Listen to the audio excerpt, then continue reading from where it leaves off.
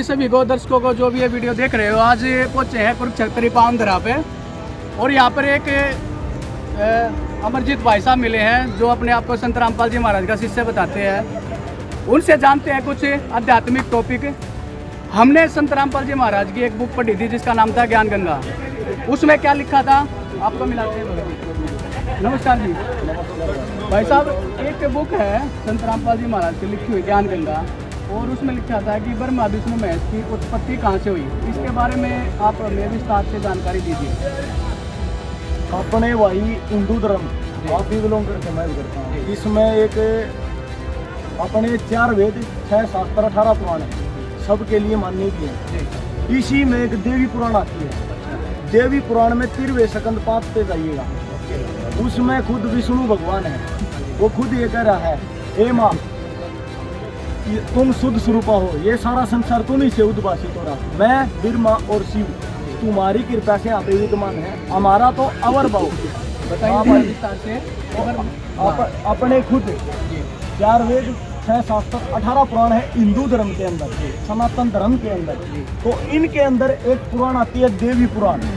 देवी पुराण में प्रमाण मिलता है, संत रामपाल जी महाराज ने दिखा आंगली टेक का प्रमाण मिलता है कि भाई उसमें खुद विष्णु भगवान ये कह रहा है, हे माँ दुर्गे तुम ही शुद्ध स्वरूपा हो, ये सारा संसार तुम ही से उद्भासित हो रहा है। मैं ब्रह्मा और शिव तुम्हारी कृपा से यहाँ पे विद्यमान है। हमारा तो और भाव जन्म तिरोभाव मृत्यु आ करती है, हम अविनाशी नहीं है।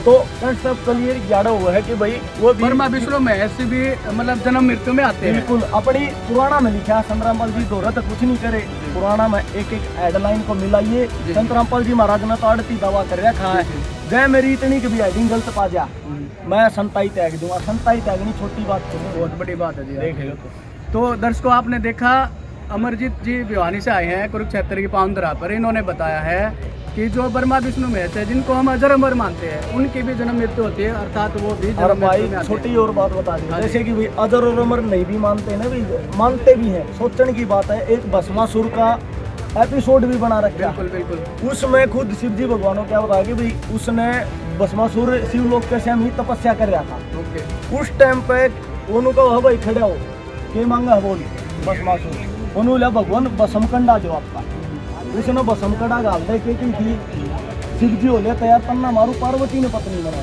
सोचने की बात था, आज साइंस का जमाना है, साइंस वाले ने बना दिया टाइम बम।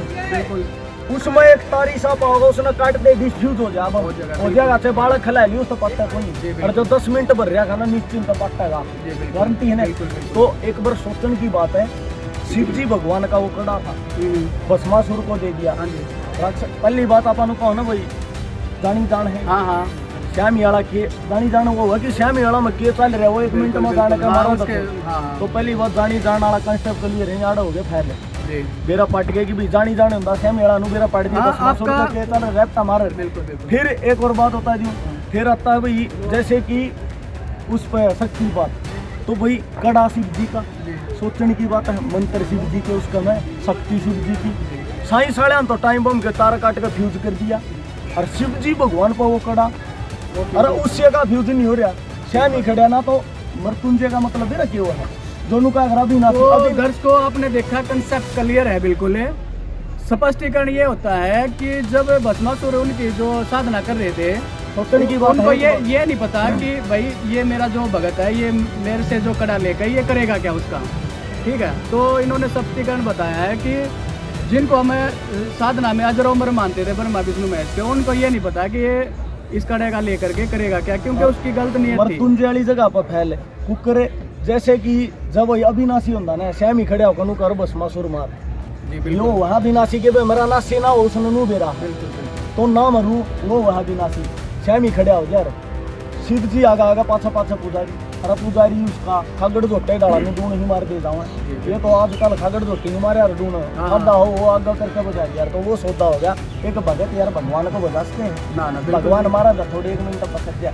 तो पहली बात आटा फैल है जय वो अजर उमर होगा तो श्यामी खड़े करना भगवान।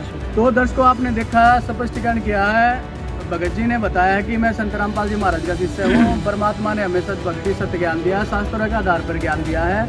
तो जो ब्रह्मा विष्णु महेश को हम आज तक पुस्तक जो अजर अमर मानते आए हैं वो नासवान है और जन्म मृत्यु में आते हैं।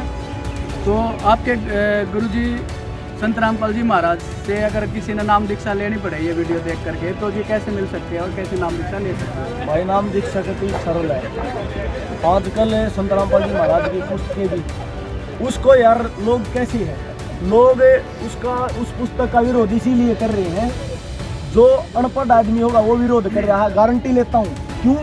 अगर उनको सतग्रंथों को साथ मैच करो, संत रामपाल ने महाराज ने क्यों उनमें फोटो कॉपी लगाई, अपने सतग्रंथों क्यों लगाई भाई? स्पष्टीकरण हो सके कि भाई ग्रंथ में क्या लिखा है, उस किताब में क्या लिखा है, एज इट इज। हाँ, उसका लेखक कौन है? As it is. सही बात। संत रामपाल जी महाराज का कोई भी नाम पढ़ कर कोई हो रामपाल की और है, अरे मैं कौन लेंदा, ये बात होगा। अरे उस ग्रंथ को लो और अपने सतग्रंथ हाथ में लाओ। संत रामपाल जी महाराज ने कह रहा कि है 15.5 करोड़ आबादी है संत रामपाल जी महाराज की संगत की, उसमें कह रहा कि है भाई जब मेरी इतनी भी हेडिंग गलत पा जा मैं संताई त्याग दूंगा। 15.5 करोड़ संगत 1 मिनट में त्यागना सीख ले, बहुत बड़ी बात है। फिर यार चैलेंज दे रहे खा पूरे सतग्रंथों के अनुसार सारा। ऐसे संतों और ऐसे आध्यात्मिक जो ज्ञान दिया है उसको नमन करते हैं, और भाई साहब ने सब स्पष्टीकरण बताया है, उसके लिए इनका बहुत बहुत धन्यवाद।